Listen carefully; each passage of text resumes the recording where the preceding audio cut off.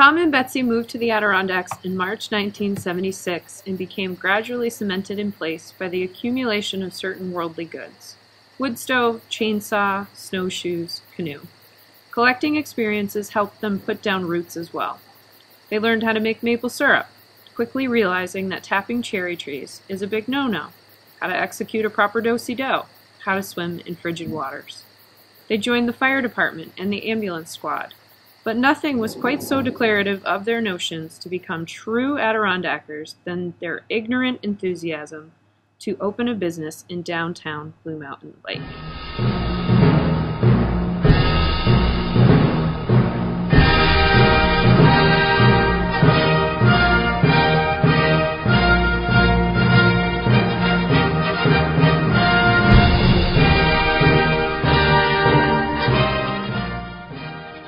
In the spring of 1980, following the hustle and bustle of the 1980 Winter Olympic Games in Lake Placid, Betsy and Tom were both unemployed.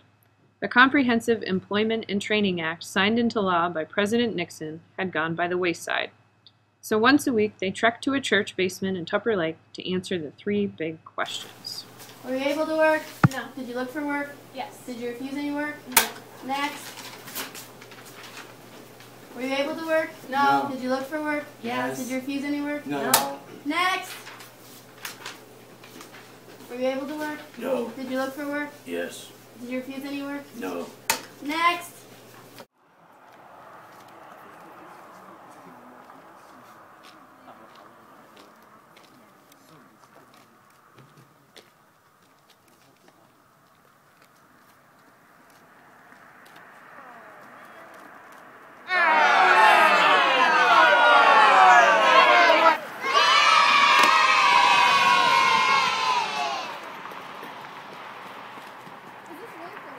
Yes, ma'am. Yes, it is.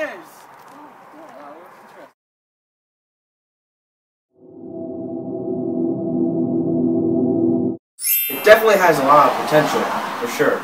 It's a fixer-upper, but there's a lot of history here. I think the locals, as well as some summer folks, are eager for some new businesses here in downtown.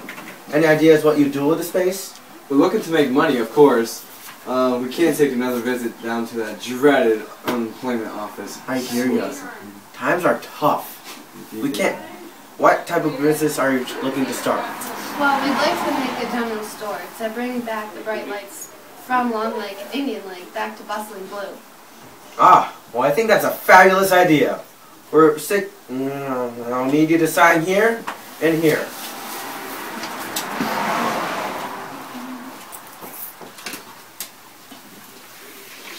I'll also need your first and last payments. Oh, Tom will handle the money.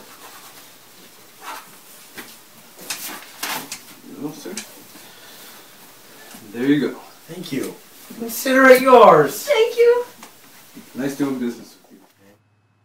With only about 6 weeks to get the place washed, painted, refurbished, and stocked, Tom and Betsy, along with the help of a few hardy teenagers, worked their butts off to get their general store up and running for Memorial Day weekend, spending thousands of dollars on things they'd normally never spend a penny on. They learned the trade quickly, but luckily the local delivery folks were willing to offer bits of wisdom as well. Hello, sir. This is Tom from the Blue Mountain Lake General Store. I need to make a large purchase order and was calling to check on your prices. Oh, don't forget about the price of hot dogs. We need a lot of those. Don't worry, Betsy. I know what to do.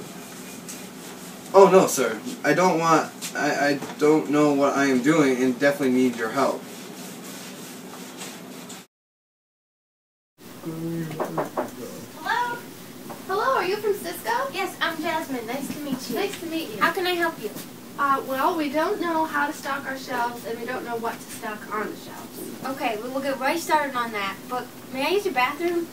That's embarrassing, but we're in the middle of so many things that we haven't fixed the bathroom yet. Hey, Oh, that's Peter, okay. would you go try and fix the bathroom? I'm not sure I know how to do that. Just do the best you can. That's okay. Thank you. You're How can we welcome. start? Well, I'm not sure what to do with this mess. Okay, first off, the olives goes next to the pickles, and the pickles go next to the vinegar. Research shows that this is bulletproof. And what if we mix it up? It just won't sell At all? at all. Do you have your meat order? We don't. We've been so focused on condiments and cans that we haven't gotten that far. Well, that's good. I already placed a standard order for you. They should be here any minute. Oh, good. Here they are now. What do you want these? Just set them anywhere. Oh, don't worry, Miss Folwell. I'll take care of them. Oh, thank you, Rania. Are your coolers working? I'm not sure. Hey, Peter. Oh, boy. What happened to you? Miss Folwell, there's the bathroom broke. Oh, well, we'll just add that to the list. What about the coolers? Do they work? Last time I checked. Oh, good. Well, here's your receipt. Oh, thank you. Do you have the money? I do. Here's our life savings. All right. We need all the help we can get. I'll be back later to help you put the stuff back. Thank you.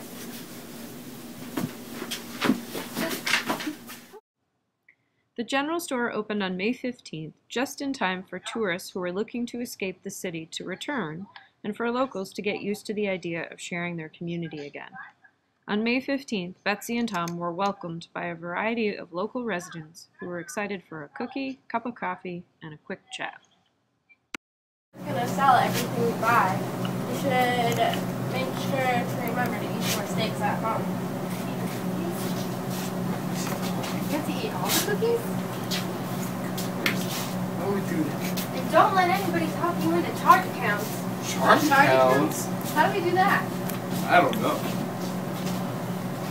And you guys should make sure to take orders over the phone, but don't do it for free. On the phone? We have a phone? Following Memorial Day weekend, Betsy and Tom kept the store open for 70 hours a week. This was possible with the help of tireless teenagers, a savvy neighbor, and only taking Sundays off. Their schedule forced them to sometimes end and begin their days sleeping at the store. But on the night of their first delivery, that worked in their favor. It's the middle of the night. What are you doing? Hey now, mister, I drove all the way from Utica. You're not the only stop. I don't get told where to drop the stuff off, just when. But it's... Hush, Tom. This is our first big order. Get to unloading that truck. Next time somebody better tell them to drop it off after sunrise. Have a nice day, folks. See you around. You too.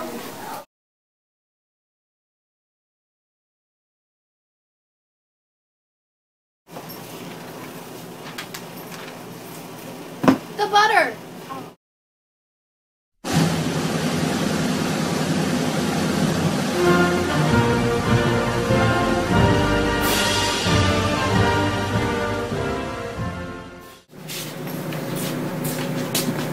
Good thing Miss Folwell bought some butter. That is good. $14.95. Things went well after the 4th of July for Tom and Betsy. They learned a lot about provisions, planning, and human behavior.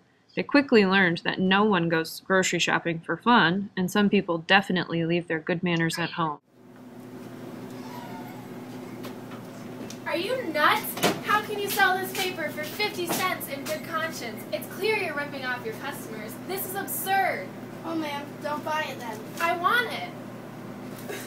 Then pay for it. You're impossible. Oh, Miss Folwell, I'm really sorry. I didn't mean to scare her off. I'll pay for it, I promise. Oh, Rania, don't worry about it. I've learned that when people come here, they usually leave their manners at home, especially when you get in the way of their newspaper. As time progressed, Tom and Betsy noticed a profound shift in their own attitude. There were no more tears in the cooler, no more apologies for mistakes made, and no more sleeping on the store floor. They began to see they'd missed the boat for competing with the bright lights of Indian Lake and Long Lake, and although they gave it their all, even putting in their last best efforts to draw hunters in for what they needed for the wilderness, they realized they needed to throw in the towel before winter. How are you today? Good, how are you? Good. Would you ladies be interested in some fresh hot dogs? No thanks, we already stocked up in Guns Falls. I think we're a little lost, though. Do you know how to find Little Tucker? Would you care for some warm gloves and hats? Really? We're okay. We just need the directions. Indeed, I can help. Here's a map, free of charge, on the house. Have a safe trip. Thanks, we'll stop back. Betsy and Tom made about as much money as they would have had they both found minimum wage jobs. Beyond that, though, the store was an education, a graduate semester in small townology with a minor in microeconomics. Betsy and Tom aren't in business anymore, but once in a while imagine what it might be like to stand again behind the counter on a sultry evening, washed in the wan neon glow of a Molson sign and counting out change.